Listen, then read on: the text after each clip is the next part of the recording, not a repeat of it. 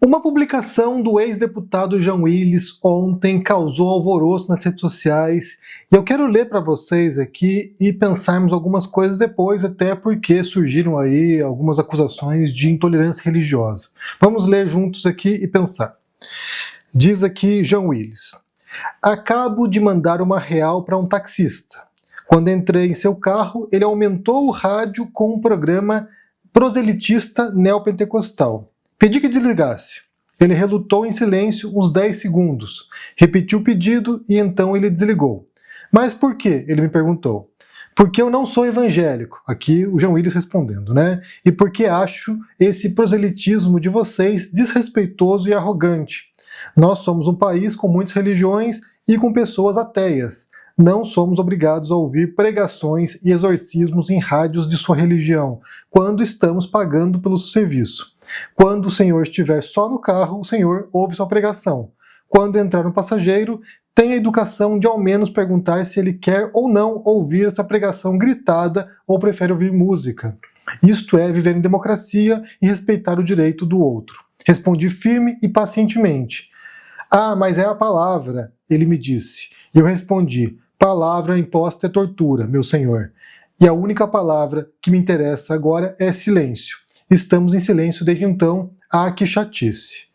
E aí esse comentário dele, essa publicação dele aqui viralizou, né? Como eu falei, muita gente chamando ele de elitista, né? Espizinhando um trabalhador, um taxista, ou de intolerância religiosa, porque ele, não sei se ele é ateu, o que ele é, mas ele não quis ouvir aí a rádio do taxista, a pregação do taxista. Tem muitas coisas nessa publicação aqui que poderiam ser, destrinchadas. Dentre elas, esse incômodo, né, de você estar num ambiente com uma música alta que você não gosta, ou com algum tipo de pregação evangélica ou religiosa, né, que não importa a religião, na verdade, em algum tipo de pregação religiosa que não é da sua religião e que você não quer ouvir. Então, assim, a primeira coisa tem a ver não com democracia, que tem a ver com bom senso, né?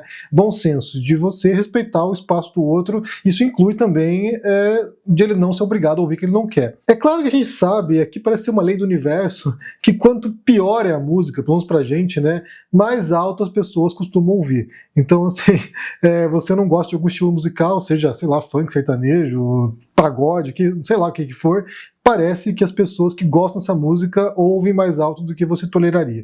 Então, assim, isso vale pra tudo, rock, né, ópera, sei lá. Então, assim, a gente tem uma tendência aí de se incomodar com gêneros musicais ou tipo de coisa que não nos agrada. Nesse caso, entendo o incômodo do Jean Willis, né, vou até citar um exemplo aqui pessoal, né. Tem um restaurante que a gente frequenta aqui, que é muito bom, mas a música ambiente é péssima e eles põem alto a música. Então quando a gente vai lá, geralmente a gente fica um pouco incomodado, a gente pede para que baixe o volume. Não precisa trocar a música ruim, mas baixa o volume pelo menos para a gente poder conversar, né? Porque é tão alto o volume que isso impede que a gente tenha uma interação ali, converse com as pessoas que estão com a gente na mesa. Então é um caso de você pedir educadamente. A questão que tá pegando nessa história aqui, eu acho que é a resposta dele, né? O modo como ele responde o taxista.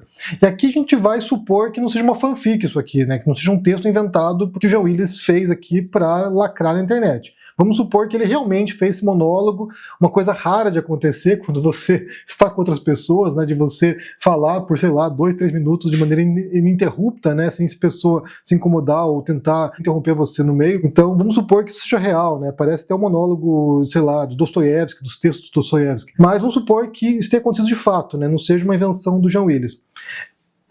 Tem necessidade? A questão aqui é o modo como ele diz, né? O modo como ele supostamente diz o que ele está falando aqui, ou o que ele está reclamando nessa publicação. Ele poderia simplesmente pedir, olha, o senhor pode desligar o rádio, ou mudar o rádio, daí ele pode perguntar por quê. Eu quero silêncio, eu quero, sei lá, eu tô pensando aqui, tô fazendo alguma coisa aqui, tô ocupado. E aí também tem a ver com bom senso, né? Também tem a ver com o modo como você interage com as demais pessoas. A gente fala muito ao longo dos últimos anos aqui sobre ética, né? Sobre como você trata as demais pessoas. E tem um princípio ético que tem a ver com o pensamento que você adota de como você trata as demais pessoas a partir do modo como você gostaria de ser tratado pelas pessoas. Tem aquela frase que que é pichada em São Paulo, né? Gentileza gera gentileza, e tem a ver com esse princípio. Se você quer que te tratem bem, você trata bem de mais pessoas. Se você quer que te respeitem, você respeita mais pessoas. Então, nesse sentido, se você gostaria de ser respeitado num ambiente qualquer, num táxi, num restaurante, você trata bem as pessoas, trata bem o garçom, trata bem o taxista, trata bem, sei lá, quem quer que seja, né? Me pareceu que se essa resposta for verdadeira, né, aquilo que John Williams escreve, que ele disse pro taxista, for de verdade, que houve realmente um tom ali que foi um tanto desrespeitoso. É desrespeitosa a postura de ouvir a rádio alta quando tem o passageiro, e é desrespeitosa a atitude de você talvez tentar ali ou passar uma impressão de humilhar o taxista. Então, esse é um elemento. E outro elemento tem a ver com o caráter religioso, né? Então, assim, ninguém é obrigado a ouvir pregação de ninguém. Então, isso aqui também é outra questão que não tem a ver com democracia, tem a ver com bom senso também. O modo como você segue uma religião, adota certos princípios, acredita em certo conjunto de dogmas, e tudo bem, tudo bem. Todo mundo tem direito de acreditar no dogma religioso que quiser, no dogma político, filosófico que quiser, então sim, é um direito seu, mas a gente não pode negar também que militantes costumam ser bastante insuportáveis, porque eles não querem apenas acreditar naquele dogma, eles querem converter as demais pessoas, e isso também gera um incômodo tremendo, porque se você segue uma religião, não quer dizer que você tem razão para começar, né? Ou segue certo princípio filosófico ou ideológico, não quer dizer que você tem razão para começar, e também não quer dizer que a outra pessoa queira ser convertida por você. Então, aí entra esse elemento, né, de compreender os limites da convivência humana, né? Como é que você vai tratar as demais pessoas e como você não vai tentar impor as suas ideias, as suas crenças, a sua fé nos demais. E aí também faltou um bom senso pro taxista, né? Supondo, mais uma vez, que seja verdadeira essa conversa. Porque ele vem perguntar por que ele não quer ouvir a pregação, né? É a palavra. Então, assim, se torna meio óbvio, né? Então, assim, eu acredito nisso, é a verdade revelada, portanto, você também deveria aceitar. E aí, é claro que nesse cenário apresentado, vamos supor que seja aqui um cenário real, nesse cenário apresentado, você tem duas pessoas que estão adotando posturas intransigentes. De um lado, o taxista com o seu rádio ligado na pregação, e do outro lado, o passageiro, que também adotou uma postura de intolerância quando se fecha ao diálogo.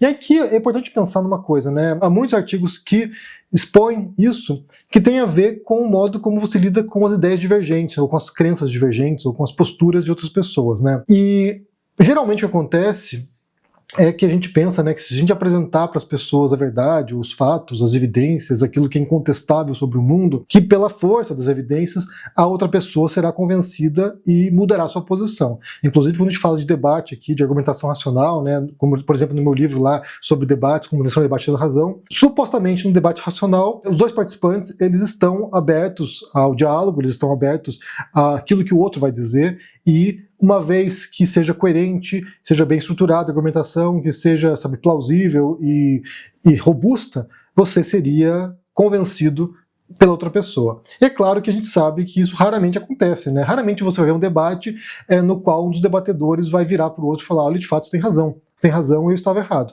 Isso acontece, eu não sei se aconteceu alguma vez, eu não lembro de nenhum debate onde isso tenha acontecido, né? Se você vê algum debate desse tipo, pode deixar no comentário para mim, para eu poder assistir, porque eu acho que nunca vi nada parecido. Os debates geralmente são para plateia, para audiência, então você debate com outra pessoa e daí você tem lá uma audiência que está indecisa, que não tem uma postura muito, sabe, muito convicta em relação a certo tema, e essa audiência, ela é volúvel e ela pode ser influenciada num sentido ou no outro, dependendo da força dos argumentos ou da retórica ou da capacidade oratória do debatedor.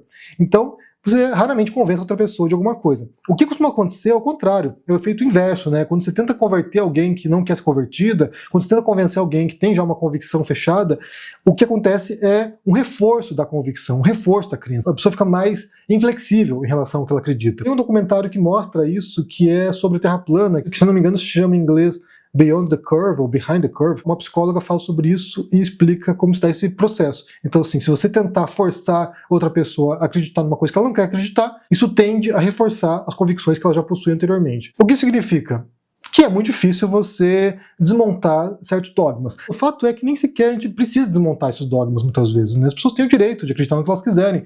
O taxista tem o direito de ser evangélico e ouvir a rádio dele de modo a reforçar sua fé, e O Jean Willis, sendo ateu ou não, também tem o direito de não ser obrigado a ouvir aquilo ali. O resumo da história aqui é que faltou, de fato, um respeito mútuo, faltou bom senso. Acho que essa é a questão, né? Tem um texto do Descartes, se não me engano, no Discurso do Método, quando ele fala que o bom senso é a qualidade que o ser humano acha que tem em abundância. Todo mundo acha que tem bom senso, mas na prática a gente sabe que não é bem assim. Então eu quero ouvir de vocês aqui o que você pensa sobre isso, como é que você entende essa disputa, né? Porque é uma disputa de posições. De um lado, alguém que tem uma fé numa crença em particular e que se acha no direito de ouvir aquilo ali, independentemente da fé da outra pessoa, e do outro lado, alguém que não quer ser convertido, não quer ficar ouvindo aquilo ali, não curte aquilo e tem direito de não curtir também, né?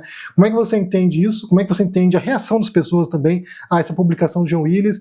Se a acusação de intolerância religiosa procede, me parece um pouco exagero, mas como é que você pensa isso? E também sobre essa postura intransigente de tentar dar um textão lá pro taxista, né, dar uma aula pro taxista do que seria democracia. Na verdade, a questão é bem mais anterior, né? A questão tem a ver aqui com respeito aos outros, respeito do espaço do outro, respeito ao modo como o outro entende o mundo, né? Deixa aqui embaixo no comentário, deixa o joinha, se inscreva no canal, ativando o sininho, isso é muito importante para ajudar aqui no engajamento, se torne um membro para dar uma força e se cuide por aí. Um forte abraço e até mais. Tchau! Olá, eu sou Eduardo Moreira e queria convidar todos vocês para uma conversa muito especial que eu tive, uma conversa inspiradora, uma conversa forte e uma conversa reveladora também com a Maria da Penha, essa personagem tão importante que a gente tem no nosso país.